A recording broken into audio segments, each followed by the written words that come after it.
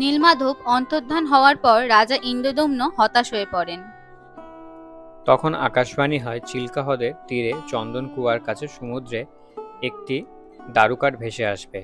ওটাই আমি, দারুব্রহ্ম। রাজা ছুটে গিয়ে দেখেন বিশাল এক নিমকাঠ সমুদ্রে ভাসছে। কাঠের গায়ে শঙ্খ, চক্র, গদা, পদ্মের চিহ্ন। ওটাকেই নিয়েই আসা হলো পুরীতে। এবার সমস্যা, কে বানাবে বিগ্রহ? রাজ্যের সব শিল্পী ফেল। তখন এক বৃদ্ধ সূত্রধর আসেন, নিজেকে বিশ্বকর্মা বলেই পরিচয় দেন।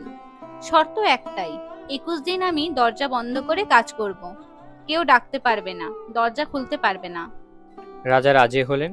14 দিন কেটে গেল, শুধু ঠক ঠক আওয়াজ। রানী চিন্তায় অস্থির, 15 দিনের মাথায় দরজা খুলে ফেললেন। ভেতরে ঢুকে দেখেন বিগ্রহ নেই, পড়ে আছে 3টি অসম্পূর্ণ মূর্তি, জগন্নাথ, বলরাম, সুভদ্রা।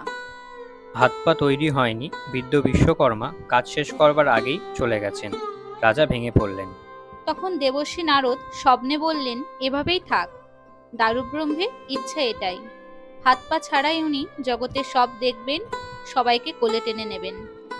তারপর নারদের মন্ত্রপ্রুত ব্রহ্ম পদার্থ, যেটা অনেকে নীলমাধবের অংশ বলেন, সেটা 3 বিগ্রহের বুকের মধ্যে স্থাপন করা হলো, যেটা আজও রহস্য। প্রতি 12 থেকে 19 বছর অন্তর নবকলবরের সেই ব্রহ্ম পদার্থ বদলানো।